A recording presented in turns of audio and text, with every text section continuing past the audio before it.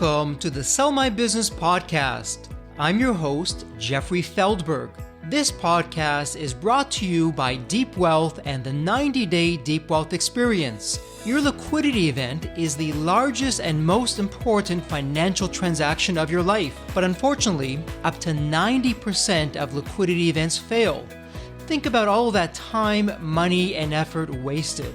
Of the quote-unquote successful liquidity events, most business owners leave anywhere from 50% to over 100% of their deal value in the buyer's pocket and don't even know it. I should know. I said no to a 7-figure offer and yes to mastering the art and science of a liquidity event. 2 years later, I said yes to a different buyer with a 9-figure offer. Are you thinking about an exit or liquidity event? If you believe that you either don't have the time or you'll prepare closer to your liquidity event, think again. Don't become a statistic and make the fatal mistake of believing that the skills that built your business are the same ones for your liquidity event. After all, how can you master something you've never done before? Let the 90-Day Deep Wealth Experience and our 9-step roadmap of preparation help you capture the maximum value for your liquidity event. At the end of this episode, take a moment to hear from business owners just like you who went through the Deep Wealth Experience.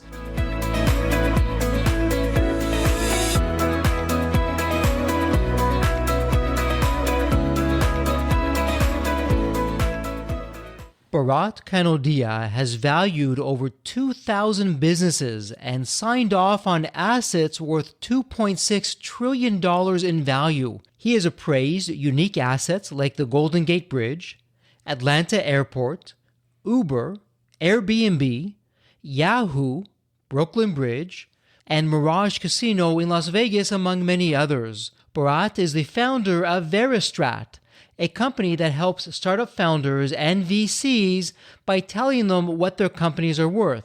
He lives in the San Francisco Bay Area with his family and enjoys sailing, golfing, skiing, and horseback riding. Welcome to the Sell My Business podcast, and as always, so delighted and excited to have you with us.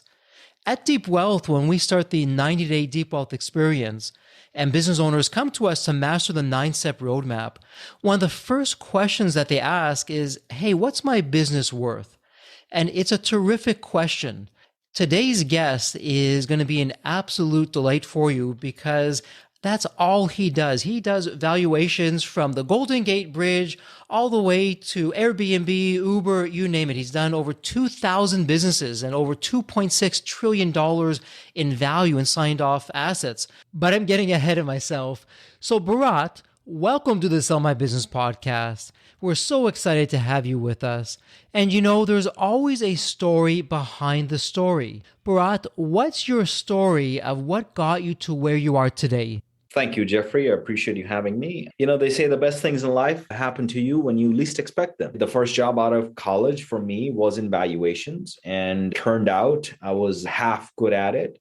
So I stuck with it. Wow. So you started with something, it obviously resonated with you. You stuck with it all these years later. So what was it about valuations? Because you could have done and gone on to do anything. Was there something specific about the process of valuations that you liked, or something else that keeps you day in, day out? I love my job because every day I get to learn something new. I am sometimes appraising a power plant, sometimes appraising an airport, sometimes I'm appraising a technology company or, a general contractor or a grocery store chain. And every time I have to learn and make myself an expert in that industry almost overnight. Otherwise, the client wouldn't respect my opinion. If I don't know about their industry, how can I give them a valuation? So I need to educate myself about that industry and their company as fast as I can so that I can give them a valuation or a value opinion that is worth something. And that's most intriguing to me. I love that. And so you have this passion, you're doing these valuations. So Bharat, let me ask you this. As business owners, we tend to be selfish when it comes to our liquidity event because we typically focus on, hey, what's in it for me? I can just see those dollars rolling in. I'm going to have a liquidity event and all these zeros in my bank account and life is good. And we tend to overlook, well, there's other parties in the transaction, specifically a buyer. And a buyer has a different view of the world and is perhaps looking at things that most business owners would never consider because they're not thinking like a buyer. So when you're doing a valuation, maybe we can look at both sides of the coin here. For most business owners, when you're valuing a business, whether it's high tech, manufacturing, low tech, something in between, are there some general things that you're seeing that happen again and again, these patterns where business owners are just missing the boat when it comes to the value of their business? What would you be sharing with us on that side? How much time do you have, Jeffrey? Oh, we'll take the time. This is important stuff. And you're the fellow who's got the experience. So please dive in. I'll tell you some of the common mistakes I've seen. I don't know if I'm clever enough to put them in a chronological order, but I've seen some of the top mistakes I've seen is, oh, my company is worth 5x. Why is your company worth 5x? Oh, because that's what these kind of companies are worth. Well, where did you get the 5x number? Oh, my neighbor's cousin's daughter sold her company for 4x. So my company is better than hers. So mine's got to be 5x. Oh, of course. Yes, that makes sense. So that's one mistake I've seen. Not really having any tangible analysis done to understand how valuations work. That doesn't mean I'm not trying to be self-serving here. I'm not saying you need to hire me, but you just need to think a lot more than my neighbor's cousin's daughter sold her business for 4x. So call somebody in, maybe talk to your CPA, maybe just have a few conversations with a banker or a business broker and think about, hey, what do you think about my business? Where do you think it is? Are we at 4x or 10x or 20x? That's one of the mistakes I've seen. Second mistake I have seen is business owners think that if their business is worth $10 million, somebody's going to just write them a check for $10 million and they're going to walk away. They forget about Uncle Sam first. And I have almost never seen a deal, maybe one time, where the buyer just comes in and hands a check and says, hey, or go, live your life. And the seller walks away. That never happens. There are always strings attached. There are always earnouts or some kind of a clawback clause, or there's an employment contract, or there are shares in Newco. Sellers just don't get to walk away. It's not like selling a house. And the reason for that is because when you sell a house is a static object. If you don't do anything for your house for a month or 2 months, nothing's going to happen to it. Now, try not doing anything with your business or just trying disappearing as an owner for 2 months at a time. See what happens. Your business is going to decimate on itself. That's the second mistake I have seen done. And the third mistake I have seen done is owners have no idea what they will do or could do or should do after they sell their business. And because they don't know their next chapter, they're always hemming and hawing about this chapter. So if their business is worth $8 and you bring them a buyer that's willing to give them $10, they'll be like, nah, I can do better. You bring them a next buyer who offers them $15, nah, I can do better. And that is because they don't see their next chapter. They don't see where they're going to go next. They can't envision that just yet. So they're like, hey, this is what I've got so far, and the price seems to keep going up. So let's just keep bothering Jeffrey and keep asking him to bring me more and more buyers. It's when people register on Tinder, they're paying the monthly charge or the yearly charge. So even if they find the girl of their dreams, they keep swiping. I love it. I love it, from valuations to Tinder, but Bharat, it comes back to the mindset of the buyer. And really, when you talked about the three shortcomings, if I can use that word, for the business owners, it's really with the mindset of perhaps not doing that preparation, not educating themselves, and really not having those expectations right from the start of the best way to go about this. But there's always two sides to a coin. And if you could wave the magic wand, what would the perfect type of situation look like? And maybe you've even come across this, where you walk into a business and they've just done all the right things. It makes the valuation relatively straightforward for you to do. But then at the same time, the business and the business owner, they benefit because it is going to be a high valuation. What would have to happen in that kind of scenario? You have to think from a buyer's perspective. What a buyer really wants is they want to come in and they want to enjoy the benefit from that business. That benefit could be the customers, could be the revenue, could be the profit, whatever the benefit is, without doing anything. So they want to come in, enjoy the benefits, and not do anything after. Now, that is the gold standard. That's 100% great. Now, no company, no seller can come to that gold standard, to that 100% grade. That's okay. How close can you come to it? What can you do that makes the buyer's benefit consistent? That the buyer is getting that revenue, the buyer is receiving that profit, the buyer is receiving those customers or that traffic or what have you, whatever that benefit is. And how well are your systems and management teams are set up that the buyer doesn't have to get involved personally. The company almost runs on autopilot. Now, understand, no aircraft or no company, no train, no car can run 100% on autopilot. Even self-driving cars, they still have drivers on the driver's seat still. So nothing can run 100% on autopilot, but how close can you get to it? 10%, 20%? 30%? Just by saying that, oh, my company can't work without me, or my company can't be automated. That's not the answer. Start by things that can be automated. Start by things that can be given to other people to do and delegate it. You can't just say that, okay, I have to do it, or this has to be done by people. CPAs used to say that back in the day that, oh, my work can't be automated. Guess what happened to that? I mean, appraisers used to say that my work can't be automated. Guess what happened? There's software that can do your job. I love that. And for our listeners, what you've just heard Bharat share with us is absolute, as I like to say, it's not gold, it's platinum. So for starters, Bharat, you really talked about at Deep Wealth, we call it the future buyer. It's step number 3 of our 9-step roadmap. And this is where you're putting yourself in the position of the buyer. What do I want? What do I not want? How am I going to reduce the risk? Where is going to be my ROI? And then the other thing that you spoke about, Bharat, and this is really step number 2 of our 9-step roadmap. We call it X factors that insanely increase the value of your business. You talked about automation. You talked about things of how well the business runs. I'm going to add a management team, or is the business running around just the business owner trying to do everything, and the sun, the moon, and the stars revolve around the business owner with nobody else that's there.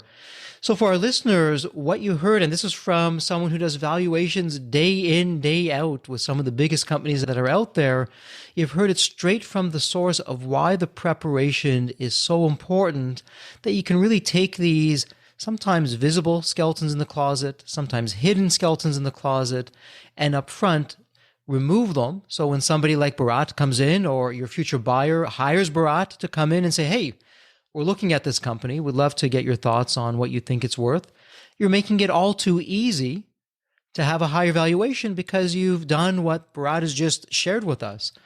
So when it comes to the whole side of a buyer asking for what the valuation is, and then you also have, really it's like a tug of war, because the business owner wants it to be as high as possible. The buyer wants it to be as low as possible. And I'm sure there's instances, Bharat, where your valuations are going to be challenged, and you're probably thinking in the back of your mind, okay, I'm going to need to justify this. So how do you deal with that tug of war and that constant pressure of, no, make it lower, no, make it higher? What does that look like for you? I was a young appraiser and working on one of the earlier projects. And it was a litigation case. And I knew the number the buyer wanted, and I knew the number the seller wanted.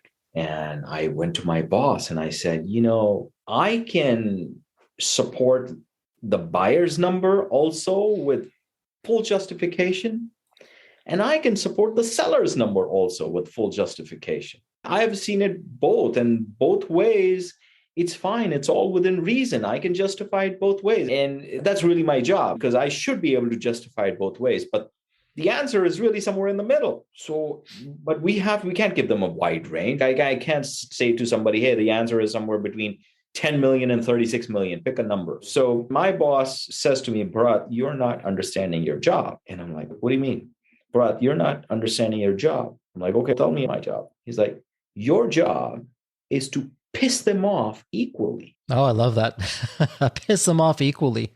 And I'm like, okay, I don't know if that answers my question, but I see what you're getting at.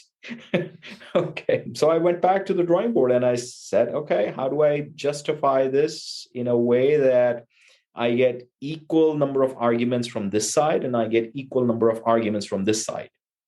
That's how I went. So it's really a tightrope that you're walking as you go through the steps of, okay, the business has this, but they don't have that. I'm going to put myself in the shoes of really both parties here to see what that's all going to be like.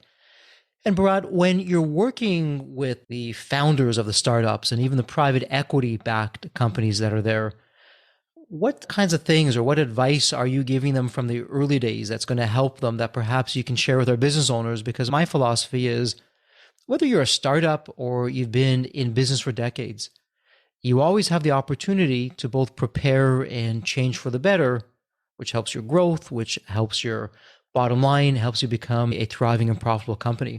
So what does that look like? You must have seen too many startups to count, and the same thing with private equity-backed companies. Are there some common trends that you're seeing there or some general wisdom that you're sharing that you can also share with us?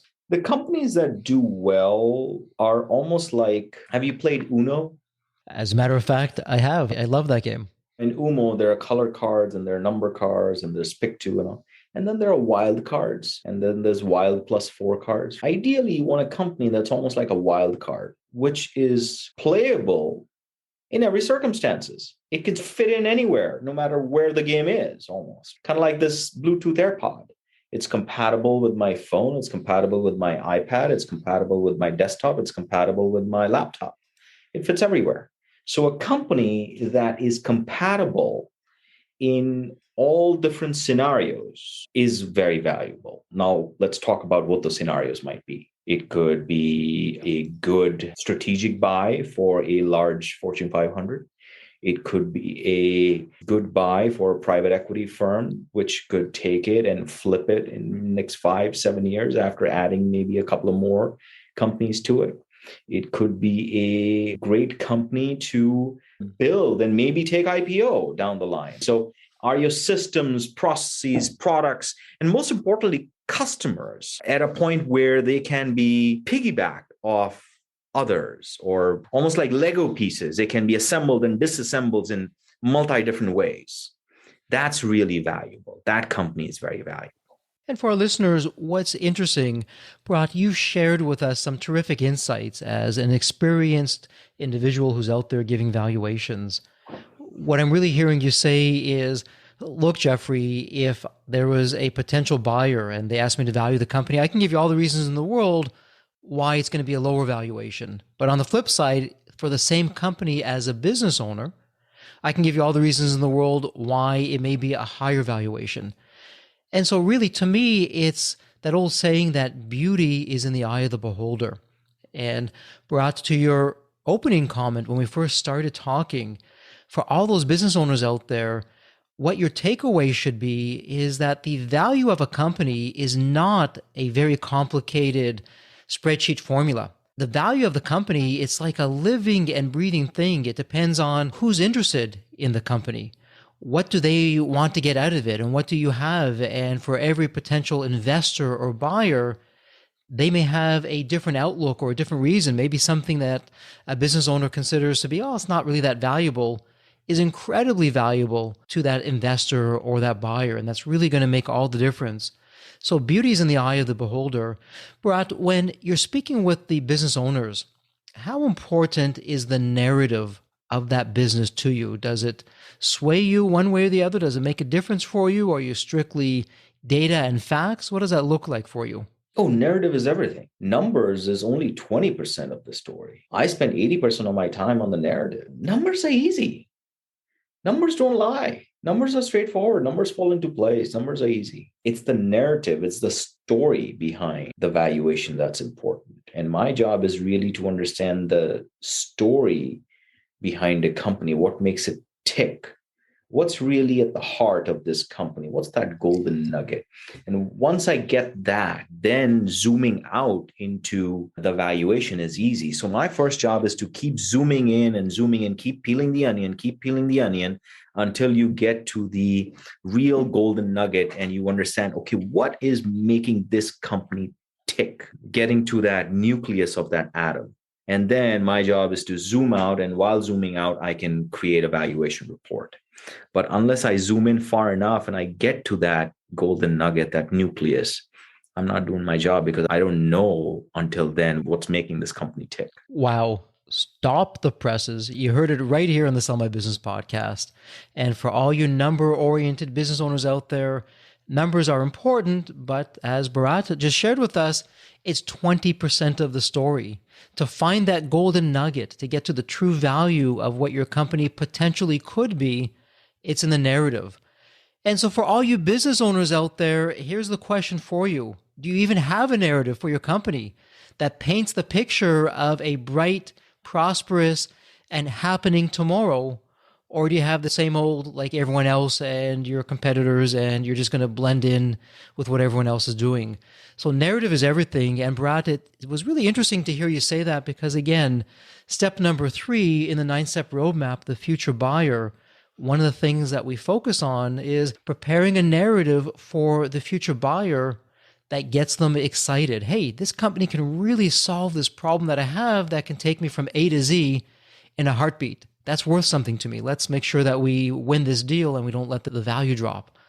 So I'm wondering, Bharat, as you look at the narrative, have things changed over the years with the narrative in terms of what you're hearing or seeing, or has it been mainly constant? Social media, and now there are so many avenues to spread your narrative that for many companies, especially startup or venture world, they've just taken the 20% of the numbers piece and shrunk it down to 0.2%. And they made the narrative the 99.8% of the story, which I think is maybe too far out. And that's really a problem because now that's almost like over leveraging because you got to have some fundamentals. It just can't all be all unicorns and daisies. Let's talk about that. But before we do, a really important takeaway that you're sharing is, hey, narrative is important, but you also need the numbers and the facts and the data behind that to support the narrative. So don't make it 0.2% or 0.1% of the overall story with the numbers. Give them the fair share, and then you'll get the proper valuation as opposed to not maybe overlooking them or just having them way in the background there. It raises other questions, I would suspect, on your part of, hey, what's going on here? Why aren't there numbers? Where's the data on this? What's going on? But how do you justify, not for you specifically, Bharat, but in general, there's companies out there, the unicorns as they're called, with over $1 billion of valuation, where they don't have profits. They don't maybe even have a real business model that works, but they have such high values. How do we, when the fundamentals aren't in place and you're getting these high valuations, can you explain that to us of how that's justified and how that works? Valuation is a narrative. That's all it is. So a valuation is an opinion, and opinion is a narrative. So you could take the same company and you could have a different narrative or evaluation, and I could have a different narrative or evaluation. So that's why the metrics, the real numbers, the revenue, the profit, the earnings, these startups, they don't have those. And since they don't have those, they recognize that they don't have that. They don't have a profit. They don't have a product. They might not even have a customer. But they need to attract employees, investors, and customers. How do they do that? What they do is they change the narrative. Instead of talking about the fundamentals, the revenue, the profit, the earnings, the product, they talk about valuations, which is a pie in the sky anyway. Schmucks like me come up with those numbers. And I can make a company worth $1 or $1 billion, and I can justify it both ways. And you can't challenge me in court. So they play in this field. They've changed the narrative. They've changed the game they're playing. You think you're playing baseball and they're not even playing baseball. So that's what's happening here. Wow, quite the game that's going on there. So we've gone from the two extremes. Let me ask you this, because you've seen so many different businesses and it's not your first rodeo, as the saying goes. So let's do a quick thought experiment. So Bharat, imagine for a moment that you're now starting a business or you're in business, and you also have the knowledge of everything that you've done on the valuation side. When it comes to the narrative, and let's make the assumption that yes, you're going to have 20% of the numbers, they're not going to be overlooked, they're not going to be minimized, they're not going to be maximized. It's just going to be the right amount with the numbers. On the narrative side, are there specific elements that you would be including, or a certain way of saying things or doing things that you can share with our listeners of what they should be thinking about for their narrative, that someone like yourself, a evaluator, comes along and says, oh, wow, okay, never would have thought of that. But now that they said that, yeah, I get that. That really makes a difference for me in a higher valuation for this company. I mean, in the narrative, people are always wanting to see something extraordinary in your narrative. You have to make an outrageous claim or set an outrageous goal for yourself and your company. I don't know, Bitcoin becoming the next global currency, or I'm going to put an ATM on the moon, or something extraordinary, which people go, what the hell? That's one thing. And second thing you got to do is you got to find people who buy into that narrative. It doesn't matter if you find one person. I mean, how many Bitcoin investors are there? But these Bitcoin investors are really persuading a lot of other people. So you need to find that tribe, if you will, that buys into your narrative. And then you got to keep hitting it. You got to keep hitting it again and again and find more people to join your tribe. Find more people to join your tribe. You got to keep turning the fork, or you got to keep churning until you make butter. And eventually you will make butter. You just have to have the zeal, the stamina, and the inclination and the support, whatever you want to call it, the currency to keep churning. So, you got to make an outrageous claim first thing that, okay, no, we're going to set up a factory in the sky. What? You don't even have to justify what that is. And then find people who buy into that narrative, maybe just one, but start with one. You got to start somewhere. And then you got to keep adding to it, keep adding to it. That's really how you build these narratives. That's how you build that pie in the sky. And eventually it turns into butter if you just turn it enough times. So starting with something outrageous, getting people's attention, getting more people to become part of the tribe, and just getting that momentum and building that. And next thing, you're really out there with a high valuation. I know it sounds hokey when I say this, but this is exactly how it works. Believe it or not. As they say, truth is stranger than fiction. One of my favorite expressions, truth is stranger than fiction.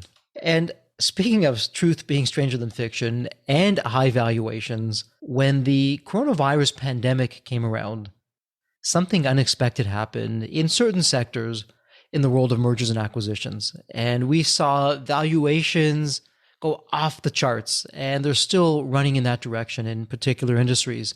What can you tell us of how to make sense of this? And the gazillion-dollar question, do you see this continuing and what that looks like?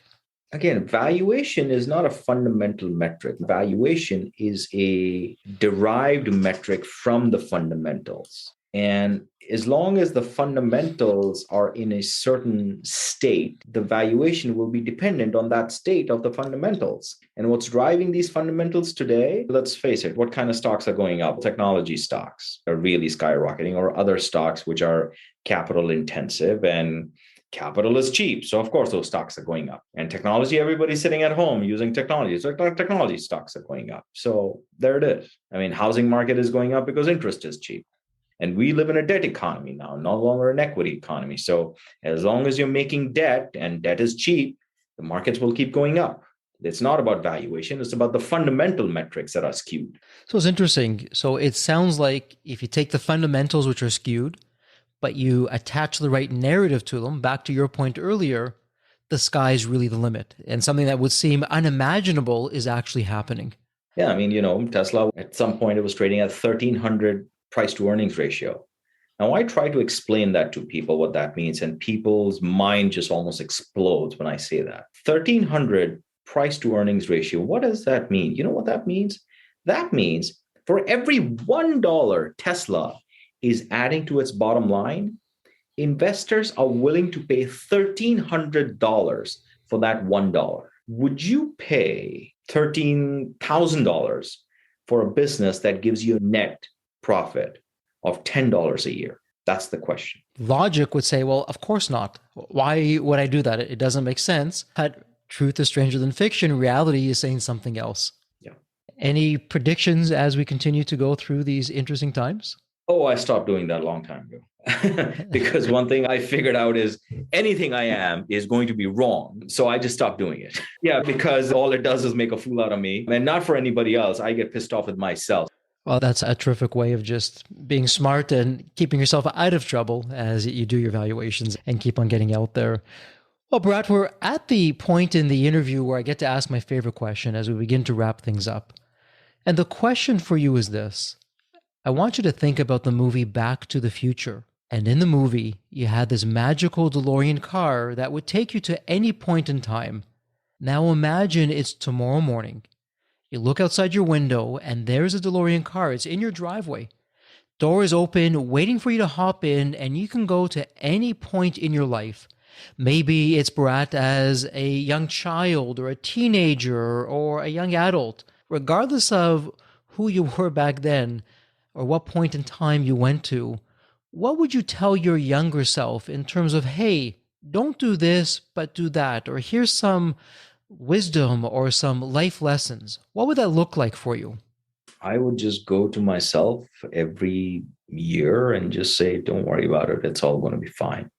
Just relax, enjoy the journey. You know, we're all hustling and we're doing all so many things. We forget to enjoy the journey and it goes by fast. That's what I would say to myself. Just enjoy, chill. Everything is going to be fine. So powerful. Enjoy the journey. Make the most of it. It's all going to work out. It usually does. That's terrific advice. Bharat, for our audience, if they'd like to reach you, what would be the best place online that someone could reach out to you? Best way to reach me is try to find me on YouTube. My YouTube channel is What's It Worth, and there's a link to reach me. Feel free to shoot me an email. I'm always happy to answer your questions. Terrific. And for our listeners, we'll make this really easy for you in the show notes. We'll put all the links in there, so it's a point and click for you. Bharat, thank you so much for spending part of your day with us on the Sell My Business podcast.